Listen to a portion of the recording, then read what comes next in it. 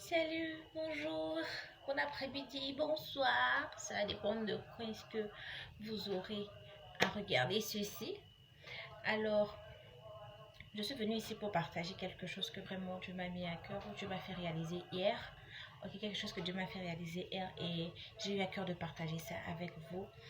Euh, donc, hier, durant ma dévotion matinale, après la prière, j'ai lu Hébreux 12. Et la première partie d'Hébreux 12 parlait du fait que Dieu nous discipline, Dieu nous corrige parce qu'il nous aime, il nous punit parce qu'il nous aime et que dans chaque situation que nous traversons, chaque épreuve que nous traversons, nous devons toujours faire de notre mieux à en tirer une leçon.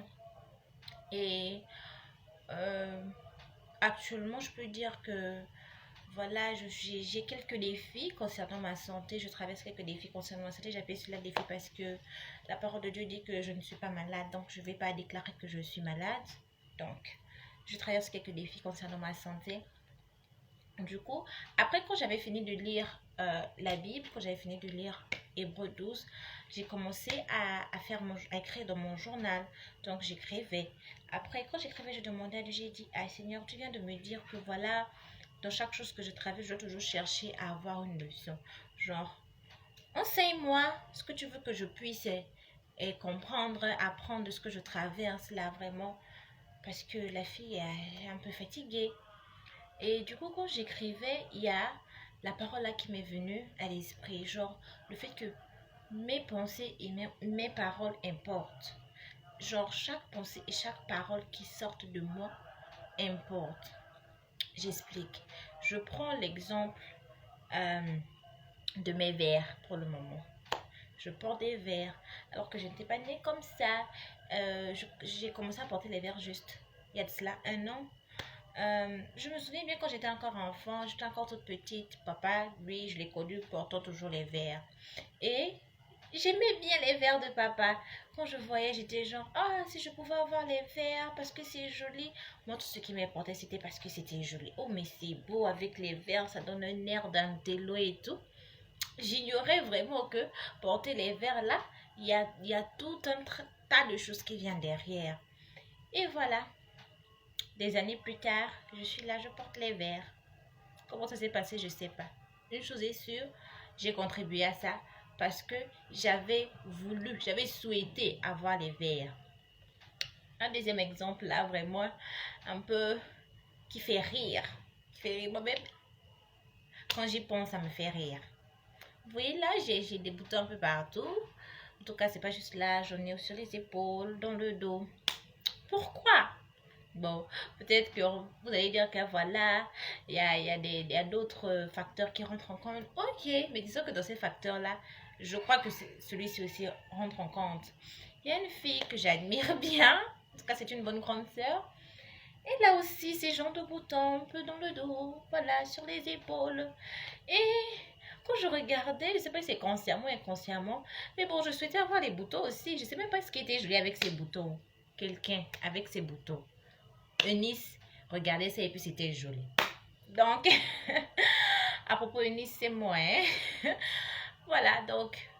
Et puis après, brusquement, tout à coup, soudain, voilà, moi maintenant j'ai les boutons. Et puis, vraiment, il n'y a rien de joli, il n'y a rien de beau à voir les boutons parce que non seulement euh, le, l'apparence que ça donne, c'est pas que je me plains, mais genre, juste, ça m'a fait réaliser l'erreur dans laquelle j'étais. Quand tu marches sous le soleil, la façon dont ça fait, ça chauffe, ah, c'est pas joli. Donc, du coup, ça m'a fait réaliser tas de choses. Et puis, je peux aller encore et encore donner tas d'exemples et tout, juste pour nous faire réaliser à quel point vraiment nos paroles et nos pensées importent. Vraiment, utilisons ça à bon escient.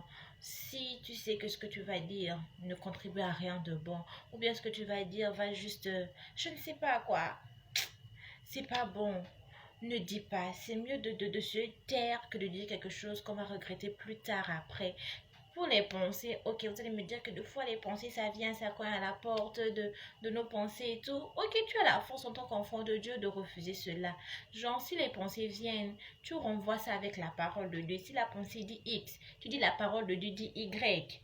Et puis je vous assure que cela ne va même pas durer dans votre tête parce que Il y a un homme de Dieu, Mike Todd, c'est un Américain. Il dit, le problème, ce n'est pas l'attraction. Le problème, c'est ce qu'on fait de l'attraction. Donc, ici, je vais dire, le problème, c'est souvent pas la pensée. Le problème, c'est ce qu'on fait avec la pensée. La pensée peut venir, mais tu as le pouvoir et l'autorité de refuser cette pensée-là si ça ne glorifie pas le nom de Dieu.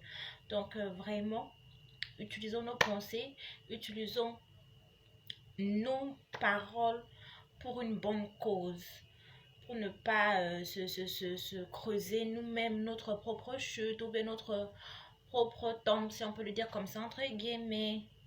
Yeah. Nos paroles ont de la valeur.